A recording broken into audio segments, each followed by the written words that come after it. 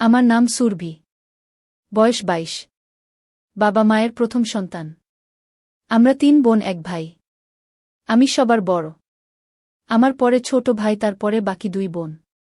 আমার বাবা ব্যবসায়ী। সচ্ছল পরিবারের সন্তান। চাওয়ার আগেই সব পেয়েছি। ৪ বছর হলো বিয়ে হয়েছে, কিন্তু একটা বাচ্চা হয়নি, এটাই শুধু অভাব। আমার স্বামী খুব ভালো। শ্বশুরশাশুড়িও খুব ভালো। তবে দুঃখের কথা হলো বিয়ের ৩ মাস পরই ছুটি শেষ হয়ে যাওয়ায় স্বামী আবার দুবাই চলে যায়। আর তারপরই শুরু হয় আমার এক নতুন জীবন। সব সময় মনভার করে থাকতাম। কিছুতেই সময় কাটত না। স্বামী দিনে রাতে মিলে ২-১ বারের বেশি ফোন দিত না। সারাক্ষণ অস্থিরতা আর হতাশায় নিমজ্জিত থাকতাম। হঠাৎ একদিন মোবাইলে কোথা থেকে যেন নীল রঙের একটা হিজিবিজি লেখা আসে। লেখাটায় ক্লিক করতেই দেখি সাইটটি। যত সব মজার মজার গল্প। মায়ের সাথে ছেলে, ছেলের সাথে মা, মামির সাথে ভাগ্নে, ভাগ্নের সাথে মামি, এরকম অনেক মজার মজার গল্প। প্রথম ২টা গল্প পড়ে ঘিন ঘিন লাগলেও পরে খুব মজা পাইলাম। তারপর ধীরে ধীরে বাংলা গল্প পড়ার অভ্যাস হয়ে গেল। সারাদিন শ্বশুরশাশুড়ির সেবায়ত্ন, ঘর সংসার সামলানো। নিয়ম করে স্বামীর সাথে মোবাইলে কথা বলা, আর রাতে শুয়ে শুয়ে কি হিডেন গল্প ওয়ার্ল্ড এ বাংলা গল্প পড়ে বাড়ির নিজস্ব গাছের কালো বেগুন দিয়ে শান্ত এখন আমার নিত্যদিনের কাজ। গল্প পড়তে পড়তে মনটাও ভিতরে ভিতরে চুট্টি হয়ে গেল। রাতে মাঝে মাঝে মনে হতো রাস্তা থেকে কোনো ছেলেকে ঘরে ডেকে এনে আমার নরম জায়গাটা নেই। এভাবে গল্প পড়ে সময় কাটানোর কিছুদিন পর হঠাৎ একদিন আমার জীবনে এলো এক সুপুরুষ।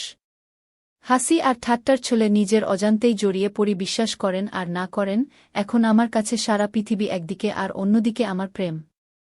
বৈধ বলেন আর অবৈধ বলেন, আমি আমার জানুকে ছাড়া বাঁচব না। আমার মতো রক্ষণশীল পরিবারের সহজ সরল একটা মেয়ে কিভাবে এমন সিরিয়াস জড়িয়ে গেলাম, সেই গল্পটাই আজ আপনাদের সাথে মন খুলে বলবো। তাহলে শুরু করা যাক। তবে কোথা থেকে শুরু করব ভেবে পাচ্ছি না। আরেকটা কথা বলে নেই, আমার কিন্তু লেখালেখির অভ্যাস নেই। বাংলা গল্প পড়ে যতটুকু শিখেছি সেই অভিজ্ঞতা থেকেই লিখছি। সব সময় অন্যের লেখা পড়ি, তাই ভাবলাম আজ নিজের একটা গল্প সবার সাথে শেয়ার করি। গল্পের নায়ক বলেন আর খলনায়ক, তার নাম নিলয়। নিলয় আমার স্বামীর আপন একমাত্র বড় বোনের একমাত্র ছেলে। মানে সম্পর্কে সে আমার ভাগ্নে হয়। নিলয় খুব শান্তশিষ্ট স্বভাবের ছেলে। বিয়ের সময় তাকে একবার দেখেছিলাম। ভালোমতো কথাও হয়নি তখন। নিলয় তখন এসএসসি পরীক্ষার্থী। পড়াশোনার চাপে মামার বিয়েটাই ঠিকমতো বেড়াতে পারেনি। নিলয়দের বাড়ি গ্রামের দিকে। তাই এসএসসি পরীক্ষায় পাশ করার পর নিলয় আমাদের বাড়িতে, আমার শ্বশুর বাড়ি থেকেই পড়াশোনা করত। আমাদের বাড়ি থেকে নিলয় যেই কলেজটায় ভর্তি হয়েছে তার দূরত্ব ছিল মাত্র ১৫ মিনিটের। নিলয় প্রতিদিন সাইকেলে চড়ে কলেজে যেত। আমার শ্বশুর বাড়িতে ঘর ছিল মাত্র একটি। তবে নিলয়ের পড়ালেখার কথা চিন্তা করে বড় ঘরটার পাশে ছোট একটা পড়ার ঘর তৈরি করে দেয়া হয়েছিল।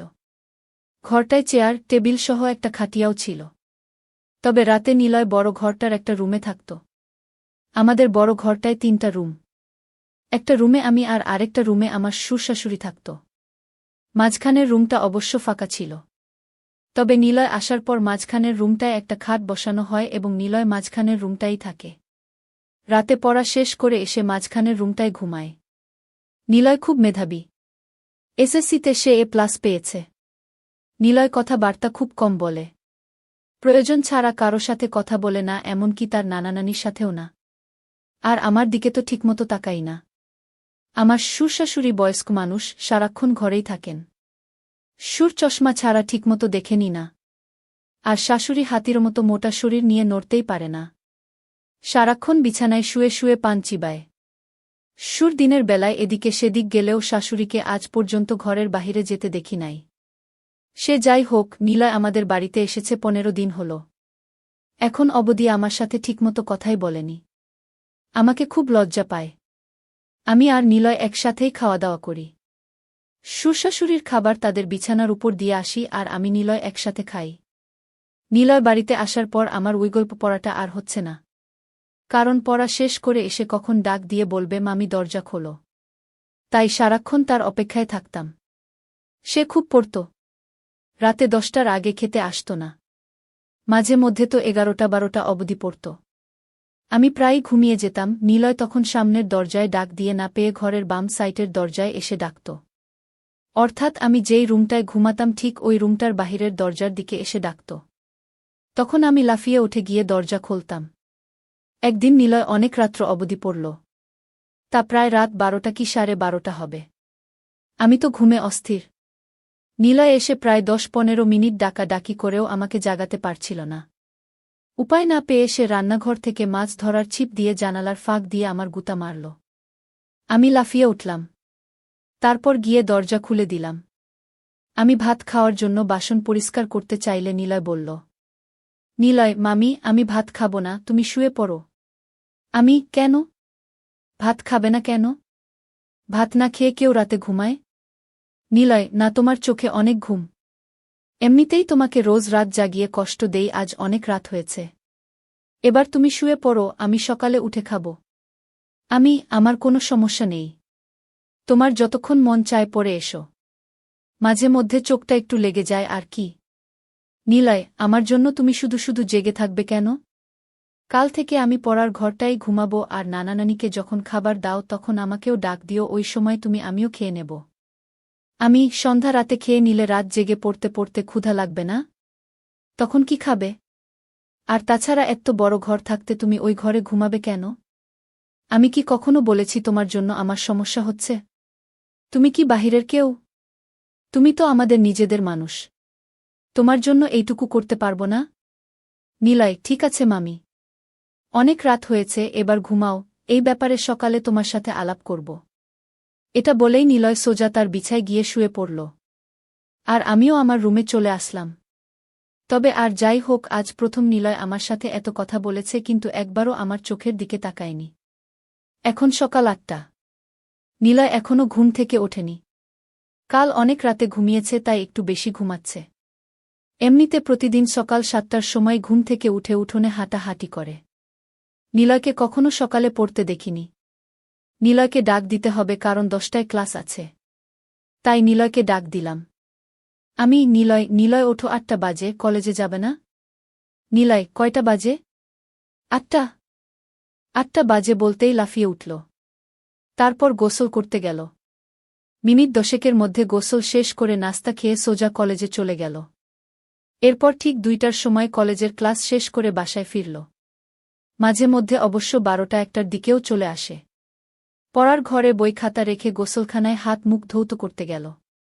এদিকে আমি খাবার নিয়ে বসে আছি। নিলয় ঘরে আসলো। তারপর আমার দুজনে একসাথে দুপুরের খাবার খাইলাম। খাবার খাওয়ার সময় কোনো কথা হলো না। শুধু জিজ্ঞেস করেছিলাম কলেজে ঠিকমতো ক্লাস হয় কিনা। বাচ্চা ছেলের মতো মাথা নেড়ে শুধু বলেছিল হ্যাঁ, শুধু এইটুকুই। খাবার খেয়ে নিলয় তার পড়ার ঘরে গিয়ে শুয়ে রইল। নিলয় অবশ্য দিনের বেলা ওই ঘরটায় ঘুমায়। সন্ধ্যা হয়ে গেল। নিলয় ঘুম থেকে উঠছে না। আমি পড়ার ঘরটায় গিয়ে নিলয়কে ডাক দিলাম। আমার ডাক শুনে ঘুম থেকে উঠে বিছানায় বসল। আমার দিকে তাকিয়ে বলল, নিলয়, কি হয়েছে? ডাকছ কেন? না, কিছু না। সন্ধ্যা হয়ে গেল, তুমি এখনো ঘুমাচ্ছ, পড়তে বসবে না? নিলয়, সন্ধ্যা হয়ে গেছে নাকি? দেখি কয়টা বাজে। নিলয় পড়ার টেবিলে রাখা তার হাতঘড়িটায় টাইম দেখে গোসলখানায় হাত মুখ ধৌত করার জন্য চলে গেল। আমি তার পড়ার ঘরটাই বসে রইলাম। হাত মুখ ধৌত করে নিলয় পড়ার ঘরে আসল। আমার দিকে তাকিয়ে বলল, নিলয়, তুমি এখনো এখানে কি করো? রান্নার কাজ শেষ? সেই কখন।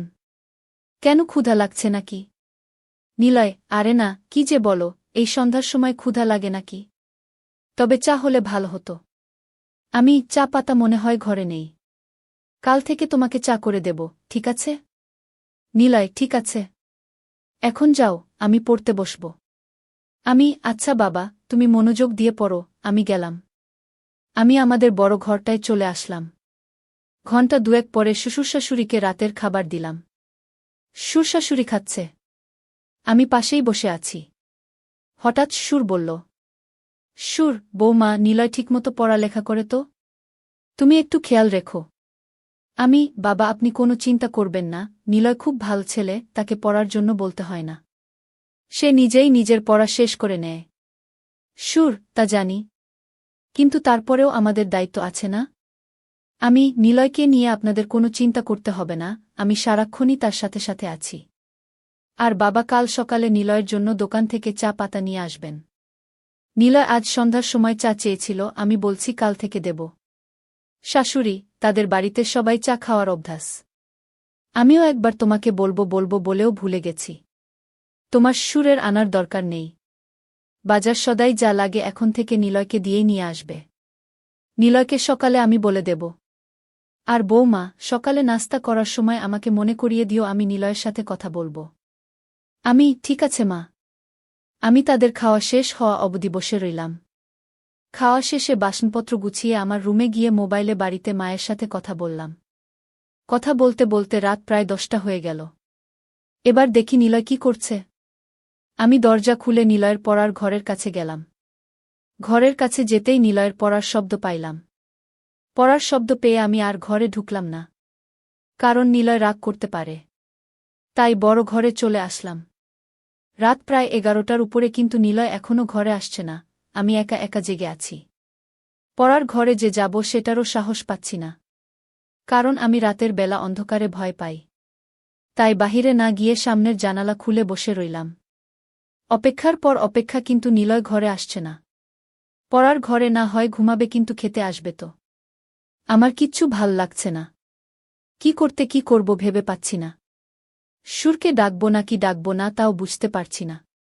এভাবে অপেক্ষা করতে করতে রাত প্রায় 12:30 বেজে গেল। এরপর আমি অপেক্ষা করতে করতে কখন যেন ঘুমিয়ে গেলাম। সকালে ঘুম থেকে উঠে শাশুড়িকে জিজ্ঞেস করলাম, মা নিলয় ঘরে আসে নাই? শাশুড়ি, না, কেন, কি হয়েছে বৌমা? না, কিছু না মা, নিলয় কাল রাতে বড় ঘরে আসে নাই। পড়ার ঘরেই ঘুমাইছে। আমি অনেক রাত্র পর্যন্ত অপেক্ষা করে কখন যে ঘুমিয়ে পড়েছি নিজেও জানি না। শাশুড়ি, কি বলো বৌমা? নিলয় পড়ার ঘরে ঘুমাবে কেন? এই ঘরে কি তার সমস্যা হয়? কি জানি মা। আমি তো সারাক্ষণই তার খেয়াল রাখি। আমার মনে হয় নিলয় আমাকে লজ্জা পায়। আচ্ছা মা, আমাকে লজ্জা পাওয়ার কি আছে? আমি তো ওর মার মতোই, তাই না? শাশুড়ি, নিলয়কে ডাকো। সে তোমাকে লজ্জা পাবে কেন?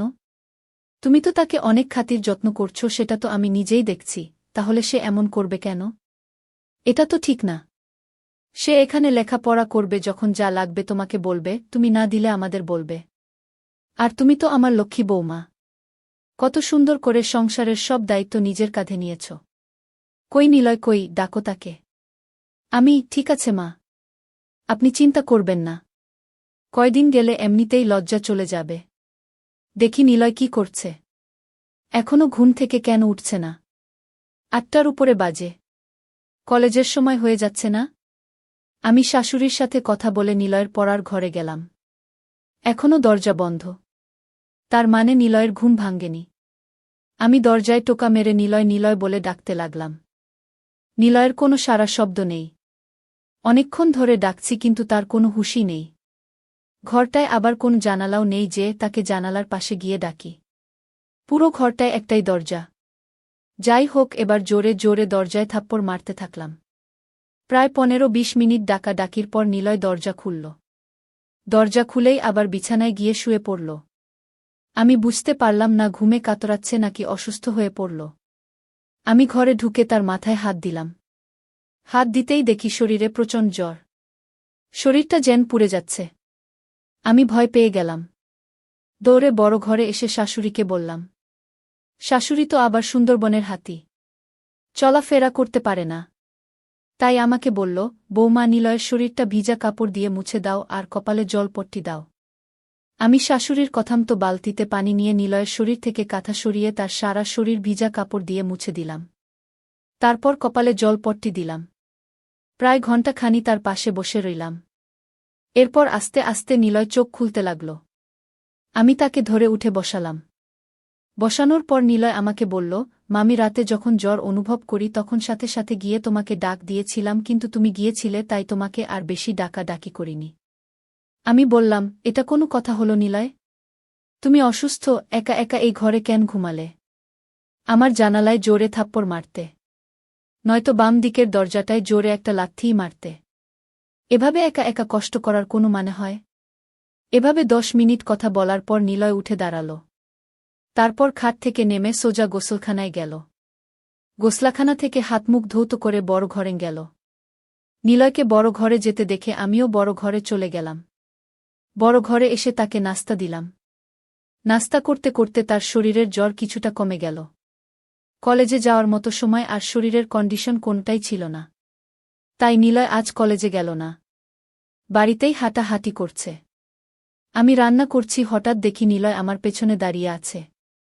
আমি বললাম, কি ব্যাপার, রান্না শিখবে নাকি? নিলয়, না, ভাবছি তুমি সারাদিন একা একা কত কাজ করো, সবার খেয়াল রাখো, সত্যিই তুমি খুব ভালো। কেন যে তোমার সাথে এতদিন কথা বলিনি? আমি আসলে তোমাকে লজ্জা পেতাম, তাই তোমার সামনে কম আসতাম, কম কথা বলতাম। তাছাড়া আমি মেয়েদের কাছ থেকে একটু দূরেই থাকি। আমি কেন? মেয়েদের কাছ থেকে দূরে কেন? মেয়েরা কি বাঘনা ভাল্লুক? নিলয়, আরে না, তুমিও দেখছি কলেজের মেয়েদের মতো কথা বলো। আমি কলেজে আবার মেয়ে বন্ধু নাই তো? নিলয়, আরে না, আমাদের ক্লাসের একটা মেয়ে আছে, অয়থায় গায়ে পড়ে কথা বলে। আমি, তাই নাকি? তা মেয়েটার নাম কি? নিলয়, বিশ্বাস করো আমি ওর নামও জানি না, আর জানার ইচ্ছাও নাই। তাকে দেখলেই আমার প্রচণ্ড রাগ হয়। গায়ে পড়ে কথা বলা মেয়েদের আমি একদম পছন্দ করি না। আমি, তাহলে তো তুমি আমাকেও পছন্দ করো না, কারণ আমিও তো তোমার গায়ে পড়ে কথা বলি। নিলয়, তুমি কি বাহিরের মানুষ নাকি? তুমি তো আমার সাথে যখন খুশি কথা বলতে পারো। বলতে গেলে, তোমার সাথে কথা না বলে আমি অপরাধ করেছি। তোমার জায়গায় অন্য কেউ হলে এতটা খেয়াল রাখত না। তুমি সত্যিই অনেক অনেক ভালো। আমি, হয়েছে, আর হাওয়া দিতে হবে না। এবার যাও, আমার মোবাইলটা দিয়ে তোমার মাকে একটা ফোন দাও। তোমার অসুখের খবর জেনে গেছে। নিলয়, মাকে আবার জানালে কেন? আমি বলিনি, তোমার নানি বলেছে। নিলয়, নানি? এই নানিকে নিয়ে আর পারলাম না। সব কিছুতেই বাড়াবাড়ি করে। নিলয় আমার রুমে চলে গেল। আমি রান্না শেষ করে গোসলখানায় গেলাম। গোসল শেষ করে শ্বশুরশাশুড়িকে দুপুরের খাবার দিয়ে আমি আর নিলয় একসাথে খাবার খাইলাম। দুপুরের খাবার শেষ করে নিলয় পড়ার ঘরে চলে গেল। আমি বাসনপত্র গুছিয়ে দেখি সে বড় ঘরে নেই। আমি নিলয়ের পড়ার ঘরে গিয়ে নিলয়কে ডাক দিয়ে বললাম, এই ঘরে ঘুমানোর দরকার নেই, বড় ঘরে আসো। আবার শরীর খারাপ করলে উঠে দাঁড়াতে পারবে না। নিলয় তখন আমার কথা আর অমান্য করল না। আমার পেছন পেছন বড় ঘরে এসে মাঝখানের রুমটার খাটে বসে রইল। আমি তাকে বললাম, নিলয়, মাঝের রুমে ঘুমাতে অসুবিধা হলে তুমি আমার রুমে গিয়ে ঘুমাও। আমি দুপুরে বেশি ঘুমাই না। তুমি যাও, আমার রুমে গিয়ে ঘুমাও। আসলে মাঝের রুমটা একটু খোলা মেলা তো, তাই নিলয় এখানে ঘুমাতে স্বাচ্ছন্দ্যবোধ করে না। তারপর নিলয় আমার কথামতো আমার রুমটায় গিয়ে শুয়ে পড়ল। এদিকে শাশুড়ি ডাকছে, পান খাবে, চুনের কৌটা খুঁজে পাচ্ছে না। চুনের কৌটা দিতেই শাশুড়ি জিজ্ঞেস করল, নিলয় কোথায়? আমি বললাম, মা, নিলয় আমার রুমে ঘুমাচ্ছে, পড়ার ঘরে গিয়ে শুইছিল, আমিই নিয়ে এসেছি। বলা তো যায় না, আবার কখন শরীরটা খারাপ করে বসে, আর মাঝের রুমটায় নিলয় ঘুমাতে পছন্দ করে না। এজন্য আমিই বলেছি আমার রুমে গিয়ে ঘুমাতে। শাশুড়ি, ভালোই করেছ। মাঝের রুমটা আসলে থাকার উপযুক্ত না। দেখো, নিলয়কে বলো এখন থেকে তোমার সাথেই ঘুমাতে। রাতে পড়া শেষ করে তোমার সাথেই ঘুমাবে। তুমি তো আর তাকে কম যত্ন করছো না। তোমার কথা না শুনে পারবে না। আমি, মনে হয় না আমার সাথে ঘুমাবে। তবে আজ আমার সাথে অনেক কথা বলেছে। এতদিন তো শর্মে কথাই বলেনি। আজ মামির সাথে খুব কথা বলেছে। শাশুড়ি, বলেছিলাম না, কয়েকদিন গেলে ঠিক হয়ে যাবে। আর তুমি যেই খাতির যত্ন করছো, ওর মা চেয়ে কম না। আমি, কি বলেন মা, নিলয় তো আমাদের ছেলের মতোই। তাছাড়া নিলয়ের মামা নিলয়কে অনেক ভালোবাসে। প্রতিদিনই ফোনে নিলয়ের খোঁজ খবর নেয়। নিলয়কে কি আমি যত্ন না করে পারি? শাশুড়ি, না রে মা, তোর মতো বউ পাওয়া ভাগ্যের ব্যাপার। এই বলে শাশুড়ি প্রায় কেঁদে দিল। আমি চলে আসলাম আমার রুমে। এসে দেখি নিলয় ঘুমায়নি, মোবাইলে গেমস খেলতাছে। আমি বললাম, গেমস খেলার দরকার নেই, রাতে জ্বরের জন্য ভালোমতো ঘুমাতে পারোনি, এখন একটু ঘুমাও। নিলয়, তুমি কি করবে? তুমি ঘুমাবে না? আমি, না, আমি ঘুমাবো না। আর ঘুমালেও সমস্যা নেই। খাট তো আর ছোট না, তোমার পেছনে শুয়ে পড়ব। নিলয়, কি বলো? আমি কারো সাথে ঘুমাই না। আমি একা একা ঘুমাতেই পছন্দ করি।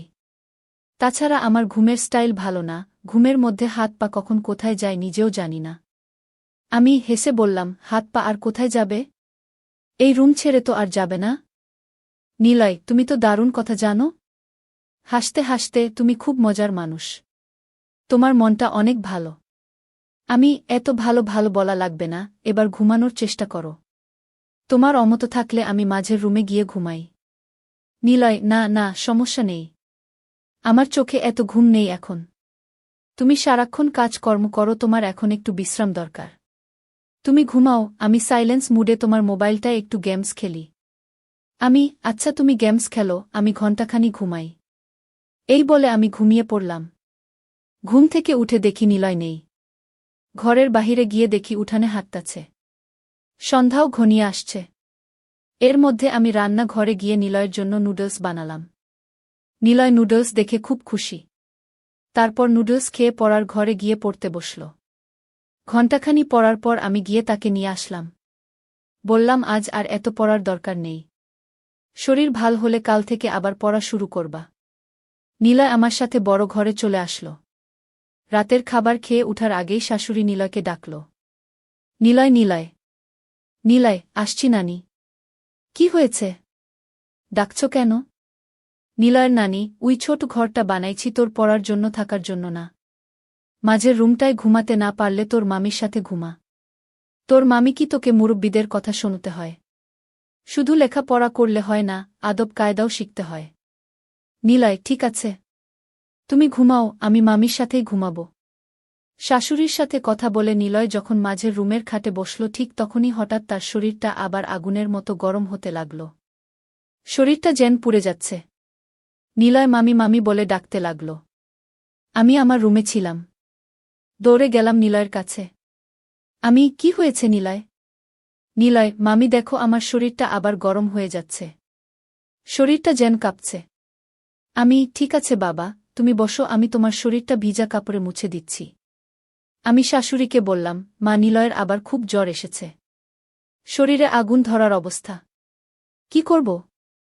শরীরটা মুছে দাও, আর দেখো তোমার শ্বশুরের ওষুধের কৌটায় প্যারাসিটামল ট্যাবলেট আছে, একটা খাইয়ে দিয়ে তোমার সাথে নিয়ে শুয়ে দাও। রাতে জ্বর না কমলে সকালে ডাক্তারের কাছে নিয়ে যাইও। আমি শাশুড়ির কথামতো তাই করলাম। আমার রুমে নিয়ে খাটে শোয়াইয়া তার সারা শরীর ভিজা কাপড় দিয়ে মুছে দিলাম। নিলয় জ্বরে খুব কাঁপছে দেখে আলমারি থেকে একটা কম্বল নামিয়ে দিলাম। আমি আর নিলয় পাশাপাশি শুয়ে রইলাম। আমি নিলয়ের মাথায় হাত বুলাতে লাগলাম। জ্বরে নিলয়ের শরীর ভূমিকম্পের মতো কাঁপছে। তার কাঁপুনি দেখে আমি তাকে ধরলাম। তারপরও যেন কাঁপুনি থামছে না। অনেকক্ষণ পর কাঁপুনিটা একটু কমেছে, এবার তার চোখে একটু ঘুমও দেখা যাচ্ছে। এদিকে আমার চোখেও ঘুম এসে গেছে। আমি নিলয়ের মাথায় হাত বুলাতে বুলাতে কখন জানি ঘুমিয়ে গেলাম। গভীর রাতে নিলয়ের জ্বর আবার বেড়ে যায়, কিন্তু আমি টের পাইনি। জ্বরের কাঁপুনিতে নিলয় আমাকে ধরে। নিলয় যখন আমাকে ধরেছিল, সম্ভবত আমার পরনের কাপড় এলোমেলো ছিল। উপর কাপড় ছিল না। নিলয় ছিল নয়া যুবক একটা ছেলে। তার ইচ্ছার বিরুদ্ধেই তার শক্ত হয়ে যায়। ধীরে ধীরে চাহিদা বেড়ে যায়। নিজেকে সামলাতে না পেরে অবশেষে সে আমার থাকে। আমি প্রথম প্রথম কোনো কিছু টের পাইনি। নিলয় যখন আমার উপর চড়ে বসল তখন আমি টের পাইলাম। কিন্তু নিলয়ের চাহিদা বুঝতে পেরে আমি আর কিচ্ছু বললাম না। জেগেও ঘুমানোর ভান করলাম। তবে একটা কথা সত্য, এতদিন আমি যাই করেছি বলেছি না কেন, আমি নিলয়কে কখনো খারাপ চোখে দেখিনি। নিলয় আসার পর আমার রুটিনই চেঞ্জ হয়ে গিয়েছিল। আমি গল্প পড়াও বন্ধ করে দিয়েছিলাম। জানি না কেন, তবে নিলয়কে নিয়ে আমার কোনো ওই মানসিকতা ছিল না। তার প্রতি আমার যতটুকু দায়িত্ব কর্তব্য ছিল আমি তার সবটুকুই পালন করার চেষ্টা করেছি।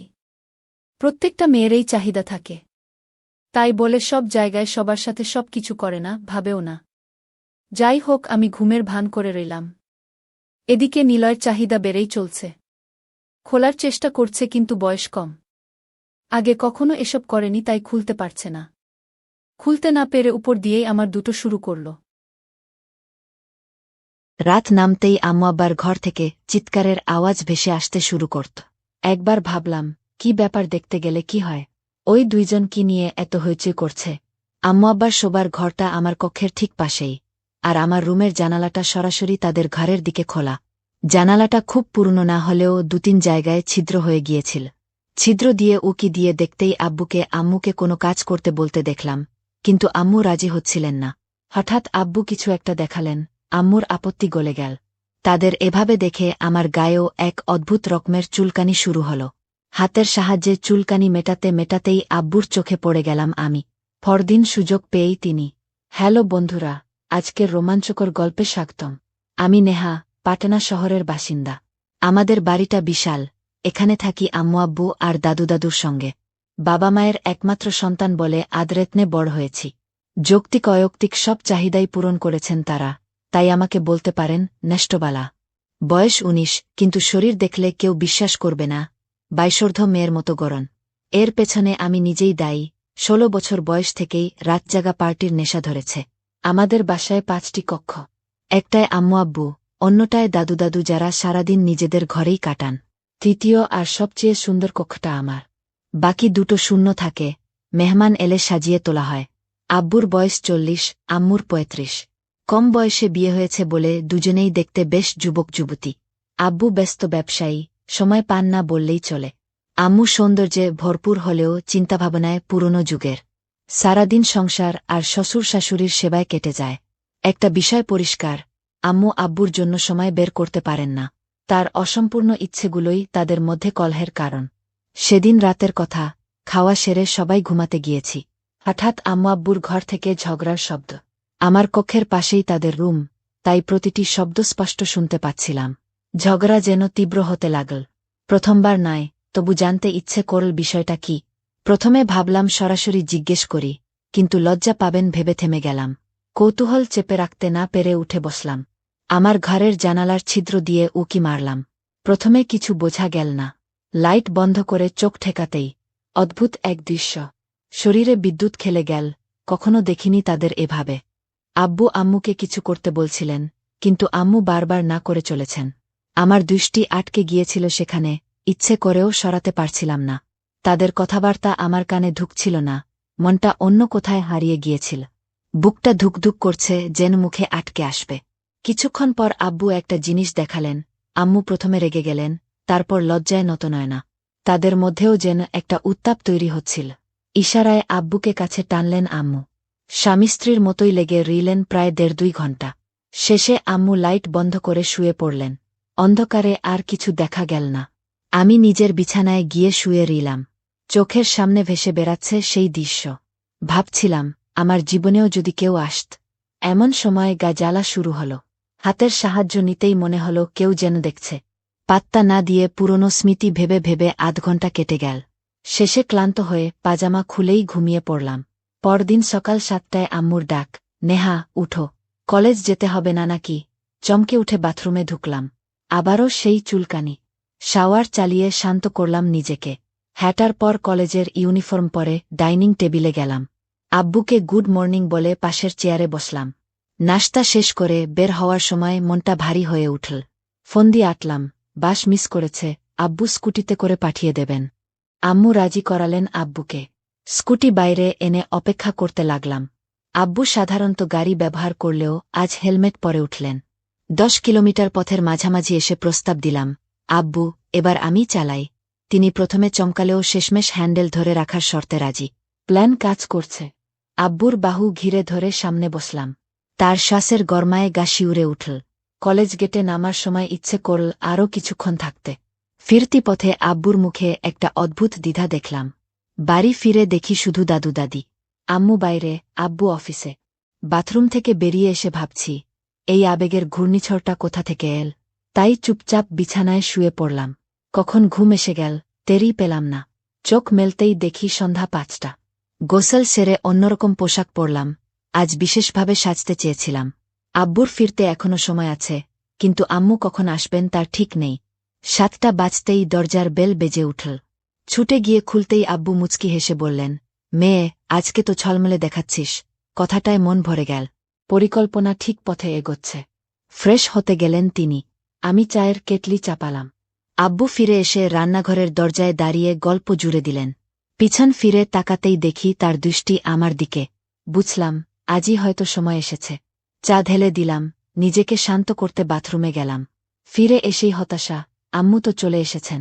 রাতের খাবারের পর আব্বু অপ্রত্যাশিত প্রস্তাব দিলেন, চলো বাইরে ঘুরে আসি। রাস্তায় বেরিয়ে তিনি বললেন, চলো সিনেমা দেখে আসি। বাবা মেয়ের কোয়ালিটি টাইম তো হওয়া দরকার। সিনেমা হলে প্রবেশ করতেই চোখে পড়ল পুরনো সিনেমা বলে দর্শক মাত্র 50-60 জন। ভিআইপি লাউঞ্জে বসার সময় আব্বু ফিসফিস করলেন, এখানে শান্তি আছে, পর্দায় চলছে গল্প, কিন্তু আমার তো মন আব্বুর দিকে। উনি এদিক ওদিক তাকাচ্ছেন। হঠাৎ পায়ে কিছু টের পেয়ে লাফিয়ে উঠলাম। কি হাল? আব্বুর কণ্ঠে চিন্তা। বললাম, পোকা কামড়েছে। উনি হেসে উড়িয়ে দিলেন। কয়েক মিনিট পর আবার নাটক করলাম। এবার আব্বু বললেন, আসো, আমার সিটে বসল। কাঙ্ক্ষিত মুহূর্ত। তার পাশে বসতেই গা রোমাঞ্চিত। পপকর্ন আনতে গিয়ে ফিরে দেখি আব্বু সিট অ্যাডজাস্ট করছেন।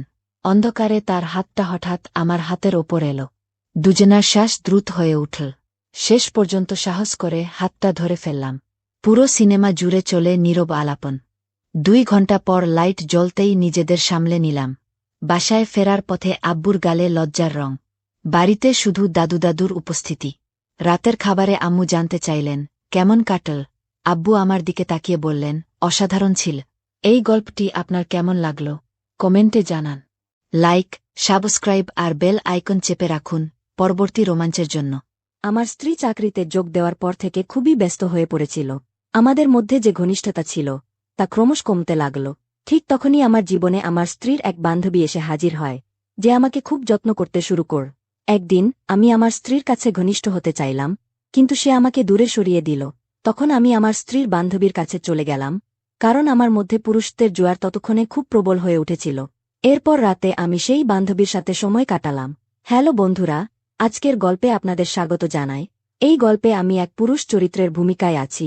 আমার নাম সুশান্ত এবং আমি বিবাহিত। আমার স্ত্রী কিছুদিন হল চাকরিতে যোগ দিয়েছে, আর এরপর থেকেই তার আচরণ সম্পূর্ণ বদলে গেছে।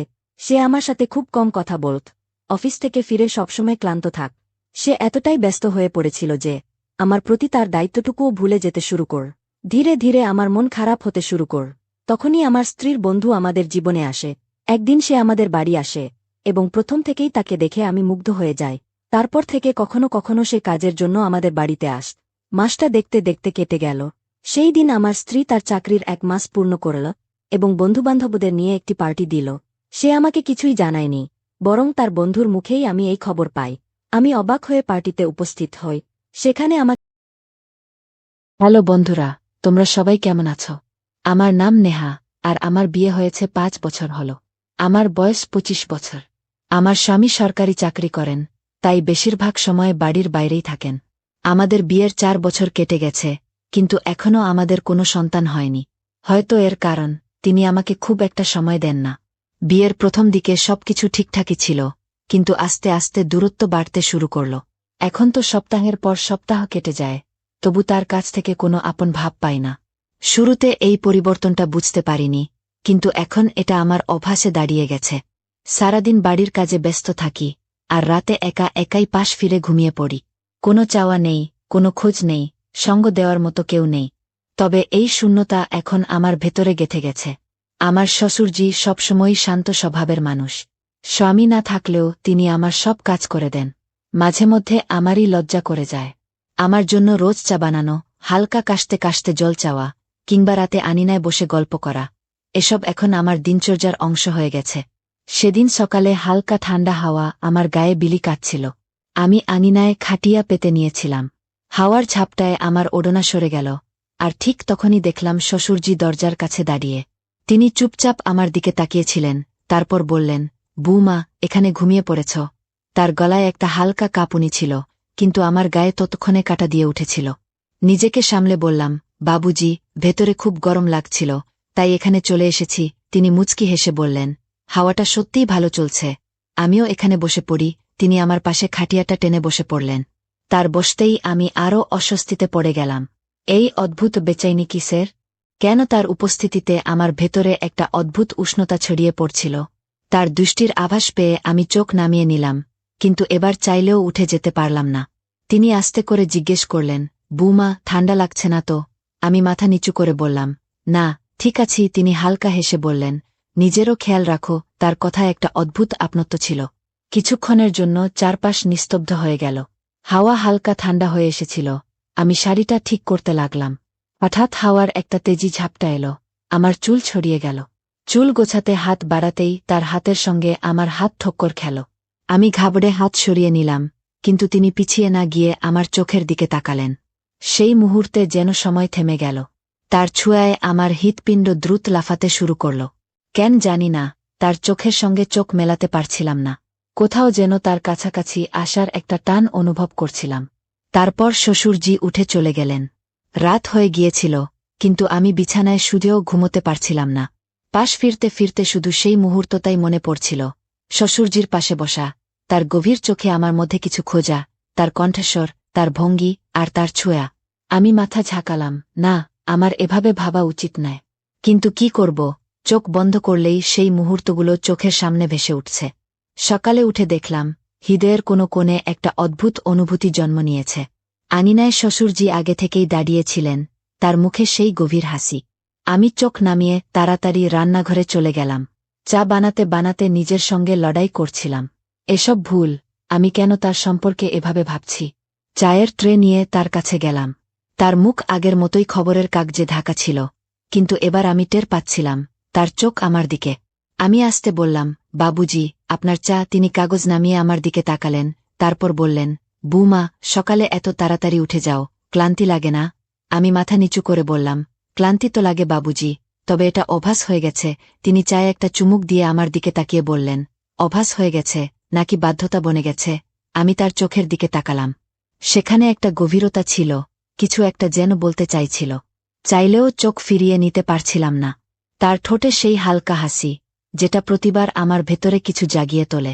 আমি কাপ তুলে ঘুরতে যাচ্ছিলাম, তখনই তিনি আস্তে করে আমার হাত ধরলেন। একটা হালকা উষ্ণতা আমার ভেতরে ছড়িয়ে পড়ল। আমার শ্বাস দ্রুত হয়ে গেল। তিনি আস্তে করে হাত ছেড়ে দিয়ে বললেন, একাকিত্ব ক্লান্ত করে বৌমা, আর আমি জানি তুমি খুব একা। আমি তাড়াতাড়ি হাত সরিয়ে সেখান থেকে চলে এলাম। হৃদয়ের ভেতরে একটা অদ্ভুত হলচল শুরু হয়েছিল। এটা কি হচ্ছে? শ্বশুরজি কি সত্যিই আমার জন্য কিছু অনুভব করছেন?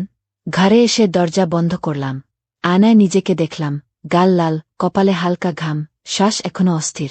4 বছর ধরে যে শূন্যতাকে আমি এড়িয়ে এসেছি, সেটা কি এখন ভরে উঠছে? শ্বশুরজি আমাকে কখনো খারাপ চোখে দেখেননি, কিন্তু আজ প্রথমবার মনে হল আমি একা নেই। কেউ আছে যে আমাকে বোঝে, আমার দিকে তাকায়, আমার ক্লান্তি টের পায়, আমার নীরবতার মধ্যে লুকানো কথাগুলো শোনে। কিন্তু এটা কি ঠিক? আমি কি এমন এক পথে পা দিয়েছি, যেখান থেকে ফেরা কঠিন হয়ে যাবে? কিছুক্ষণ পর রান্নাঘরে যাচ্ছিলাম, তখনই তার গলা শুনলাম, বৌমা, সন্ধ্যায় খেতে যাবে? আমি থমকে গেলাম। ঠোঁটে অজান্তেই একটা হালকা হাসি ফুটে উঠল। দেখব বাবুজি, বলে তাড়াতাড়ি রান্নাঘরে চলে গেলাম। হৃৎপিণ্ড তখনও দ্রুত লাফাচ্ছিল। এই অনুভূতির নাম কি দেব জানি না। যা হচ্ছে তা কি ভুল?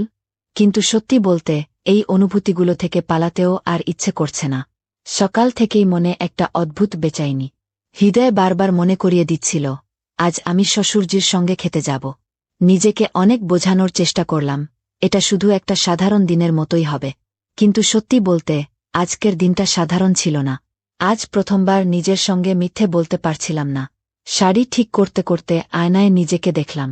বেশি সাজতে হবে কি? এই ভেবেই নিজেকে ধমক দিলাম, কি করছিস নেহা? এটা তো শুধু খেতে যাওয়া, আর কিছু নয়। কিন্তু হৃদয়ের কি করব? আজ প্রথমবার শ্বশুরজির সঙ্গে সময় কাটানোর একটা সুযোগ এসেছিল। বাইরে এসে দেখি, শ্বশুরজি ইতিমধ্যে বৈলগাড়ির কাছে দাঁড়িয়ে। তার চোখে সেই গভীরতা, যেটা আমাকে বেচাইন করে দেয়। তিনি হালকা হেসে বললেন, আয় বৌমা, বসো। আমি একটু ইতস্তত করলাম, তারপর আস্তে আস্তে গাড়িতে উঠলাম। সামলাতে একটু অসুবিধে হচ্ছিল, তখনই শ্বশুরজি হাত বাড়ালেন। তার হাত আমার হাতে ঠেকল, আর একটা হালকা কাঁপুনি গোটা শরীরে ছড়িয়ে পড়ল। আমি আস্তে বললাম, ধন্যবাদ বাবুজি। তিনি হেসে বললেন, তোমার এমন ইতস্তত করার দরকার নেই বৌমা, নিজের লোকজনই তো। এই কথাটা আমার হৃদয়ে গেঁথে গেল। আমরা কি সত্যিই শুধু নিজের লোক ছিলাম? খেতে পৌঁছে দেখি হালকা রোদ, চারপাশে সবুজের ছড়াছড়ি। আমি বৈলগাড়ি থেকে নামলাম, পায়ের নুপুরের হালকা শব্দ খেতে ছড়িয়ে পড়ল। শ্বশুরজি বললেন, বৌমা, ওই কোণে গিয়ে বসো, আমি জল নিয়ে আসি। আমি আসতে বললাম, আচ্ছা বাবুজি। তারপর একটা গাছের নিচে গিয়ে দাঁড়ালাম। হালকা হাওয়া আমার গাল ছুঁয়ে যাচ্ছিল, আমি আঁচল দিয়ে নিজেকে হাওয়া করছিলাম। কিছুক্ষণ পর শ্বশুরজি জল নিয়ে এলেন। তার কপালে ঘামের কয়েকটা ফোঁটা চিকচিক করছিল। তিনি ঘটি থেকে জল খেলেন, তারপর বাকিটা আমার দিকে এগিয়ে দিয়ে বললেন, তুমিও নাও বৌমা, রোদটা তেজি। আমি আস্তে ঘটি ধরলাম, কিন্তু তার হাতের হালকা চাপ টের পেলাম। তার আঙুল আমার হাতে থমকে ছিল। জল খেতে গিয়ে মনে হল আমার ঠোঁট যেন তার ছোঁয়ায় ভিজে গেছে। আমি চোখ নামিয়ে নিলাম। শ্বশুরজি গভীর গলায় বললেন, বৌমা, তুমি এই ক্ষেতের মধ্যে খুব ভালো লাগছ। আমার হৃৎপিণ্ড দ্রুত লাফাতে শুরু করল। চোখ ফিরিয়ে বললাম, এমন কথা কেন বলছেন বাবুজি? তিনি হালকা হেসে বললেন, যেটা সত্যি সেটাই বলছি। মাঝে মধ্যে সত্যিটাও বলতে হয়। আমি ঘাবড়ে ওড়নাটা কাঁধে আরও শক্ত করে ধরলাম, কিন্তু নিজেকে এটা বোঝাতে পারছিলাম না যে যা অনুভব করছি তা ভুল। তখনই হাওয়ার একটা ঝাপটা এলো, আমার শাড়ি হালকা সরে গেল। তাড়াতাড়ি শাড়ি ঠিক করতে হাত বাড়ালাম, কিন্তু তখনই শ্বশুরজিও হাত বাড়ালেন, বোধহয় আমাকে সাহায্য করতে। আমাদের আঙুল আবার ঠক্কর খেল। একটা হালকা শিহরণ আমার শরীরে ছড়িয়ে পড়ল। আমি চোখ নামিয়ে নিলাম, কিন্তু ভেতরে একটা অদ্ভুত অনুভূতি জেগে উঠছিল। শ্বশুরজি হালকা হেসে আমার হাত থেকে আঁচলটা ধরে ঠিক করে দিলেন। তার আঙুলের হালকা ছোঁয়া আমার ত্বচায় আরও উষ্ণতা ছড়িয়ে দিল। আমি ধটফড়ে হৃদয় নিয়ে বললাম, বাবুজি, আমি দেখি সব ঠিকঠাক আছে কিনা। তিনি হালকা করে আমার দিকে তাকালেন, তারপর গভীর গলায় বললেন, বৌমা, তুমি এত ঘাবড়ে যাচ্ছ কেন? আমি তাড়াতাড়ি মাথা নিচু করে ফেললাম।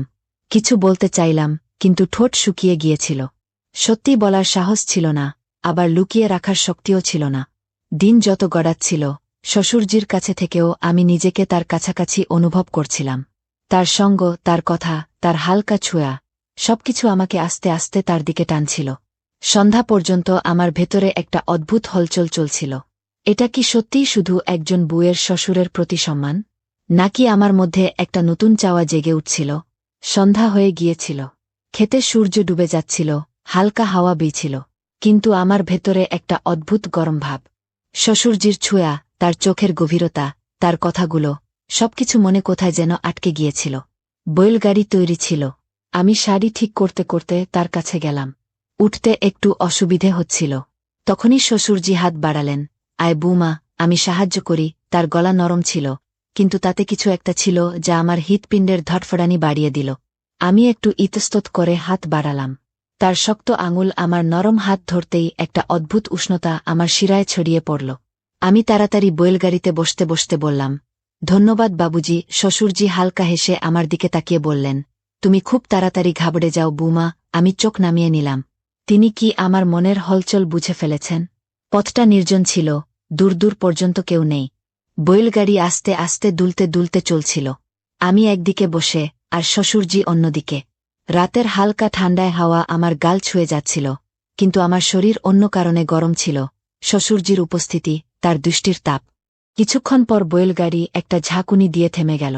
আমি হালকা টাল সামলাতে না পেরে লটখড়িয়ে পড়লাম, আর শ্বশুরজির হাত হঠাৎ আমার কোমরে এসে পড়ল। সামলে বৌমা, তিনি ঘাবড়ে বললেন, কিন্তু আমার হৃদয়ে তো তার আগেই দ্রুত লাফাতে শুরু করেছিল। তার হাত আমার কোমরে কিছুক্ষণ লেগে রইল। আমি চোখ নামালাম, কিন্তু শ্বাস ততক্ষণে দ্রুত হয়ে গিয়েছিল। তিনি আস্তে হাত সরিয়ে গভীর গলায় বললেন, তুমি খুব মাসুম বৌমা। আমার আঙুল শাড়ির আঁচল শক্ত করে ধরে ফেলেছিল। আমি কি এখন আর নিজেকে থামাতে পারছিলাম না? বাড়ি পৌঁছে দেখি অন্ধকার নেমে গেছে। শ্বশুরজি বৈলগাড়ি থেকে নেমে আমার দিকে এগিয়ে এলেন। আয় বৌমা, বিশ্রাম করো, অনেক ক্লান্ত হয়ে গেছ নিশ্চয়ই, তিনি হালকা গলায় বললেন। আমি মাথা নিচু করে আসতে বললাম, আচ্ছা বাবুজি, কিন্তু ভেতরে যেতে গিয়ে দেখি তার হাত আবার আমার আঁচলটা হালকা করে ধরে ফেলল। আমার পা সেখানেই থেমে গেল। হৃদয় জোরে ধটফট করতে লাগল।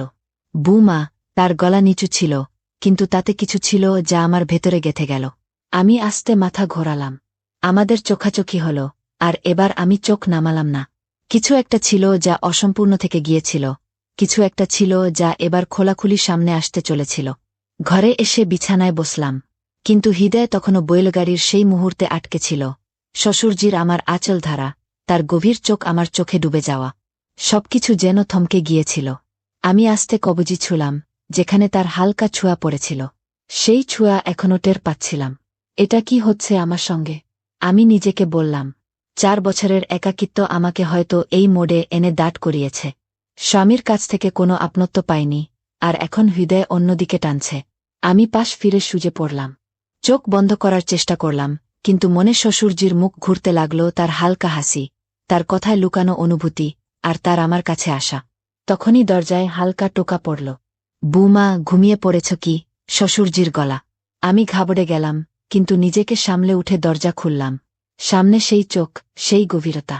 বাবুজি, এত রাতে? আমি নিচু গলায় বললাম। তিনি হালকা গলায় বললেন, ঘুমোতে পারিনি, তোমার সঙ্গে কিছু কথা বলতে চাই। আমার হাত ঠান্ডা হয়ে গেল, হৃদয় জোরে ধরফট করতে লাগল। বলুন, আমি নিজেকে সামলে বললাম। শ্বশুরজি কিছুক্ষণ চুপ থেকে আসতে বললেন, বৌমা, তার গলায় গাম্ভীর্য ছিল, তুমি খুব একা, তাই না? আমি আস্তে মাথা নিচু করলাম। এতদিন ধরে যা অনুভব করছিলাম তাকে আর লুকানোর কোনো উপায় ছিল না।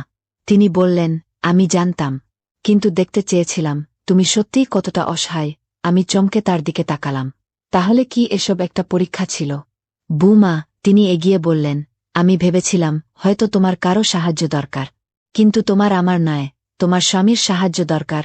আমার চোখে হালকা জল চলে এলো। এটাই সত্যি ছিল, যেটা আমি নিজের থেকেও লুকিয়ে রেখেছিলাম। তোমার জায়গা আমার কাছে নেই বৌমা, তিনি স্নেহের গলায় বললেন, তোমার জায়গা আমার ছেলের কাছে। আর এখন আমি তাকে বলবো সে তোমার সঙ্গে কত বড় অন্যায় করেছে। পরের দিন সকালে শ্বশুরজি তার ছেলেকে ডাকলেন। সে গ্রামে ফিরে এলে শ্বশুরজি তাকে পাশে বসিয়ে গম্ভীর গলায় বললেন, বেটা, কখনো ভেবেছিস তোর বউ কী অবস্থায় দিন কাটাচ্ছে? স্বামী চমকে আমার দিকে তাকাল। কি মানে বাবুজি? শ্বশুরজি বললেন, 4 বছর ধরে সে তোর অপেক্ষায় বসে আছে, কিন্তু তুই তো শুধু তোর চাকরির প্রেমে পড়ে আছিস। বিয়ের মানে কি শুধু নামের সম্পর্ক? স্বামী মাথা নিচু করল। হয়তো প্রথমবার তার নিজের ভুলের জ্ঞান হল। শ্বশুরজি বললেন, যদি এখনও তোর বউয়ের সঙ্গ না দিস, তাহলে একদিন সে সত্যিই একা হয়ে যাবে। এখন সিদ্ধান্ত তোর হাতে, হয় সম্পর্কটা বাঁচা, নয়তো এভাবেই তরপাতে ছেড়ে দে। স্বামী কিছুক্ষণ ভাবল, তারপর আমার দিকে তাকাল।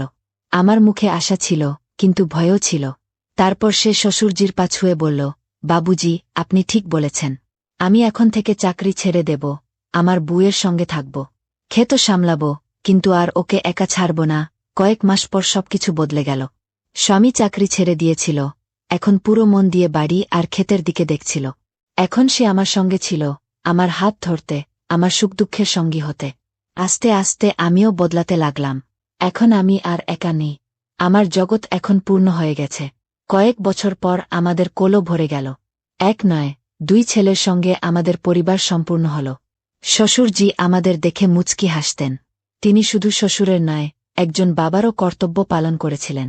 তিনি আমার একাকিত্ব বুঝেছিলেন, আমাকে ভুল পথে যাওয়া থেকে বাঁচিয়েছিলেন।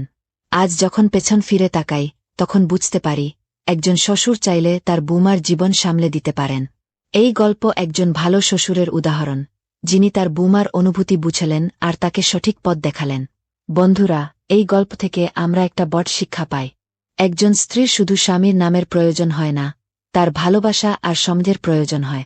যখন একজন নারী বিয়ে করে, সে এটা আশা করে না যে তার স্বামী তাকে দামি উপহার দেবে বা বড় বাড়িতে রাখবে। সে শুধু চায় তার স্বামী তাকে বুঝুক, সময় দিক, আর এটা বোঝাক যে সে একা নয়। কিন্তু যখন স্বামী তার স্ত্রীকে উপেক্ষা করে, তাকে একা ছেড়ে দেয়, তখন সে ভালোবাসা আর আপনত্ব অন্য জায়গায় খুঁজতে শুরু করে। মাঝে মধ্যে এমন হয় যে তার কেউ বোঝার মতো মানুষ মিলে যায়, যে তার একাকিত্ব ভাগ করে নেয়। আর এটাই সেই মোড় যেখানে সম্পর্ক ভাঙতে শুরু করে। তাই সব স্বামীর কাছে আমার একটাই অনুরোধ, তোমার স্ত্রীকে শুধু স্ত্রী ভেবো না, তাকে জীবনসঙ্গী মনে করো। তাকে সময় দাও, তার অনুভূতি বোঝো, আর সবচেয়ে জরুরি, তাকে সেই ভালোবাসা দাও যেটা শুধু তোমার কাছ থেকেই পাওয়া উচিত। যদি এই গল্পটা তোমাদের ভালো লেগে থাকে, তাহলে লাইক, শেয়ার আর কমেন্ট করতে ভুলো না। আরও এমন গল্প পড়তে চাইলে আমাদের চ্যানেলে সাবস্ক্রাইব করো, নোটিফিকেশন চালু করে রাখো। মনে রাখো, সম্পর্ক ভালোবাসা দিয়েই চলে। আর যেখানে ভালোবাসা থাকে না, সেখানে শুধু শূন্যতা থাকে।